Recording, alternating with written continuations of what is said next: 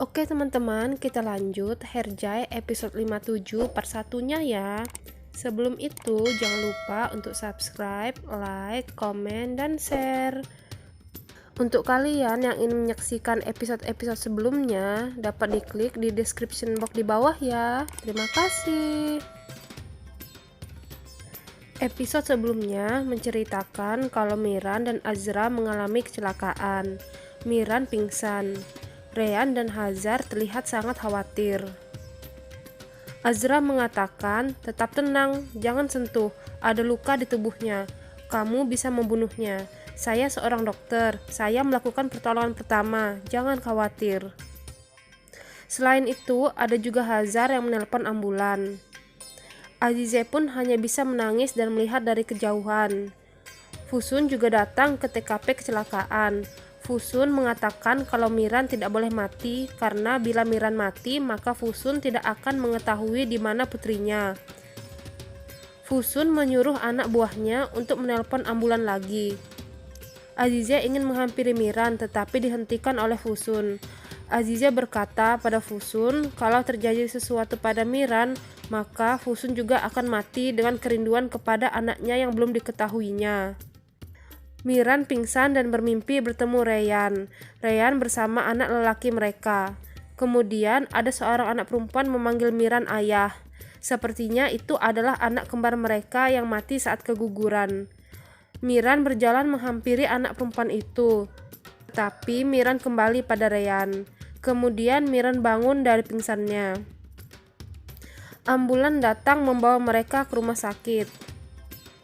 Fusun menagih janji pada Azize untuk mengatakan di mana putrinya, tapi Azize tidak mau mengatakannya sebelum Miran sembuh dari kecelakaannya. Azize menelpon Nasuh dan mengatakan apa yang terjadi pada Miran. Nasuh langsung jatuh lemas mendengarnya. Kemudian datang keluarga Sodoglu lainnya membantu Nasuh. Mereka bertanya kepada Nasuh mengapa bisa terjadi seperti itu. Nasuh menjawab kalau Miran kecelakaan. Mereka pun menuju ke rumah sakit. Sesampainya di rumah sakit, keluarga Sodoglu langsung menghampiri Hazar dan memberikan dukungan pada Hazar. Ada Mahfuz juga yang mendatangi Hazar dan menanyakan tentang Miran dan Reyhan. Mahfuz meminta Hazar untuk menyampaikan pada Reyhan agar memikirkan bayi yang ada dalam kandungannya juga. Cerita berpindah pada Firat yang sedang dalam perjalanan bersama Zainab. Firat mengatakan kalau ingin mengenal Zainab lebih jauh. Tiba-tiba Firat mendapat telepon dari Gonul. Gonul mengatakan kalau ia sedang dalam perjalanan ke rumah sakit karena Miran kecelakaan. Berita itu langsung membuat Firat memacu mobilnya dengan cepat ke rumah sakit. Di lain sisi, ada Fusun memperoleh kabar kalau Cemil, temannya Hasan, mengatakan kalau Hasan sudah kembali dari Jerman. Sepertinya Hasan ini tahu tentang keberadaan putri Fusun. Fusun meminta anak buahnya untuk segera mencari informasi dari Hasan. Beralih pada situasi di rumah sakit. Miran sudah mendapatkan penanganan dan telah sadar. Reyhan senantiasa menemani di sampingnya. Datang Azra menemui mereka. Azra mengatakan tidak ada yang perlu dikhawatirkan tentang Miran. Hasil pemeriksaan menunjukkan semuanya baik-baik saja. Kemudian ada Firat dan Zainab yang datang berkunjung. Zainab mengucapkan semoga Miran lekas sembuh.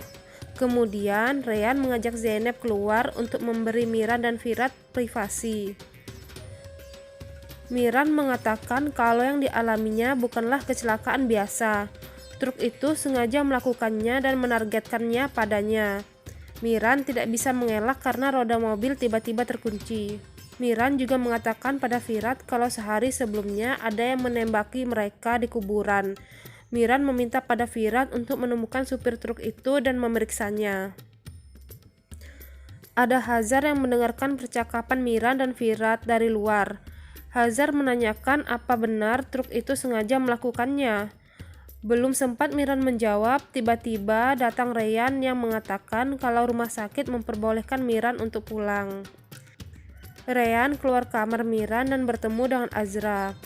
Azra langsung memperkenalkan dirinya karena dari awal saat bertemu dengan Reyhan, mereka belum sempat berkenalan secara formal. Akhirnya Miran pun diantar pulang ke rumah. Sampai di rumah, Miran segera memanggil ibunya dan mengatakan kalau dia sudah membawa Azra. Dilsah dan Azra sangat senang karena sudah lama tidak bertemu.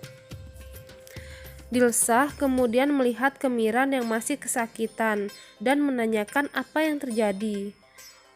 Miran pun mengatakan kalau dia mengalami kecelakaan kecil dan tidak apa-apa. Cerita berpindah pada Jihan yang mendatangi Fusun di rumah Aslambe. Jihan memperingati agar Fusun tidak melakukan tindakan yang dapat menyakiti Hazar, karena insiden kecelakaan Miran itu telah membuat saudaranya ikut tersakiti. Kemudian Jihan pergi dari hadapan Fusun untuk menemui Yaren dan Handan. Tak lama kemudian, Fusun mendapatkan telepon dari anak buahnya yang mengatakan bahwa gadis yang dicari Fusun berada di sini, di Midyat. Kemudian Fusun meminta anak buahnya untuk menyiapkan mobil. Sebelum Fusun pergi, ada Gonul yang pulang ke rumah Aslambe dan mengatakan pada Fusun kalau dia dari rumah sakit karena Miran kecelakaan. Kemudian mereka terkejut mendengar suara teriakan dari kamar Yaren. Yaren mengamuk melempari semua barang. Yaren terus dihantui Harun. Yaren berkata, "Saya katakan maafkan saya katakan pergi, tapi itu tidak pergi."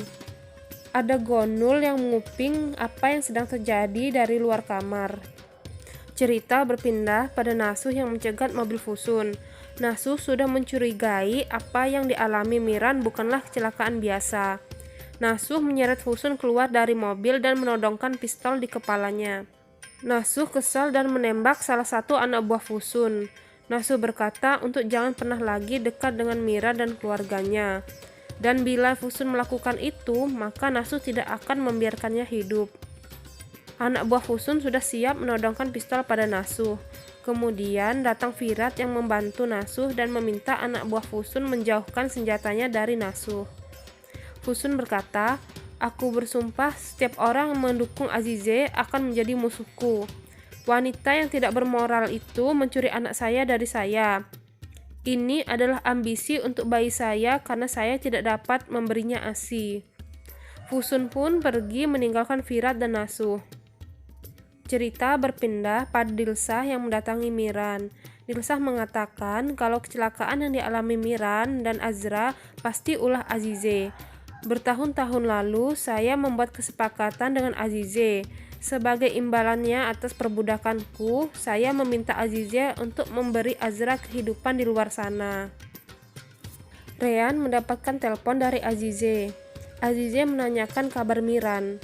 Reyhan mengatakan kalau Miran baik-baik saja dan menanyakan insiden Miran bukanlah kecelakaan biasa. Azize menolak untuk membicarakannya dan mengatakan kalau tidak akan ada yang menyakiti Hazar, Miran maupun Reyhan. Reyhan segera mematikan telepon dari Azize. Kemudian lagi-lagi Reyhan dipergoki oleh Dilsah. Dilsah mengatakan kalau anak lelakiku melarangmu untuk berbicara pada Azize. Dilsah kecewa dan langsung pergi. Kejadian itu dilihat Zehra dari kejauhan. Kemudian Zehra menelpon Reyhan dan menanyakan apa Dilsah memperlakukan Reyhan dengan buruk dan meminta Reyhan untuk memberitahunya jika ada hal-hal buruk yang terjadi. Cerita berpindah pada Hazar yang memberitahu Azad kalau kecelakaan yang dialami Miran bukanlah kecelakaan biasa. Kemudian Miran keluar dari dalam rumahnya dan meminta Azad untuk tidak memberitahukan Hazar. Setelah Hazar masuk rumahnya, barulah Azad menemui Miran. Miran mengatakan agar keluarga Sodoglu tidak perlu khawatir masalah Miran. Miran akan menangani masalahnya sendiri. Keesokan paginya, ada Azad yang ingin mengunjungi Yaren di rumah Aslambe. Azad salah masuk ke kamar Gonul. Mereka sama-sama terkejut. Azad meminta maaf karena dia mengira kamar itu adalah kamar Yaren. Azad pun pergi keluar kamar dengan malu-malu. Di rumah baru Miran, ada Miran, Reyhan, Azra, dan Dilsah yang sedang menyiapkan sarapan. Dilsah memanggil Miran dengan sebutan Nak. Miran pun langsung terharu mendengarnya. Miran langsung memeluk ibunya karena bahagia. Dilsah juga sudah mengakui Miran sebagai anaknya. Mereka pun duduk makan sambil berbincang-bincang.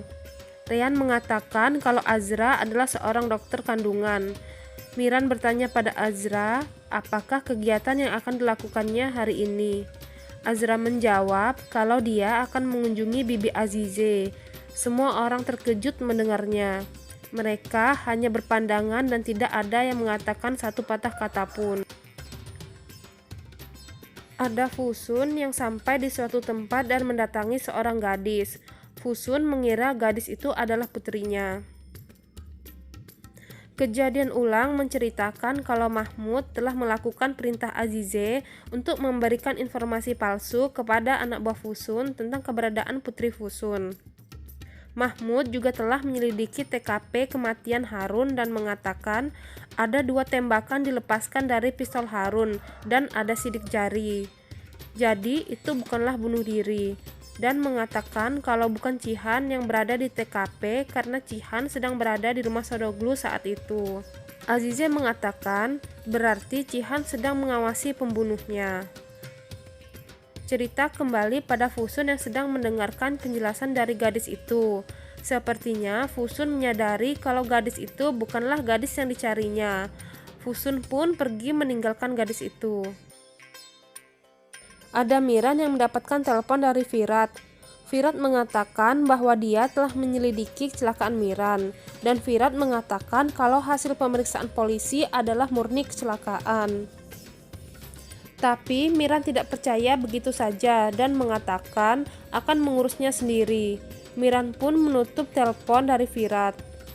Pada kenyataannya di tempat lain, Virat terpaksa berbohong pada Miran karena Virat tidak ingin Miran berlarut dengan kasus ini.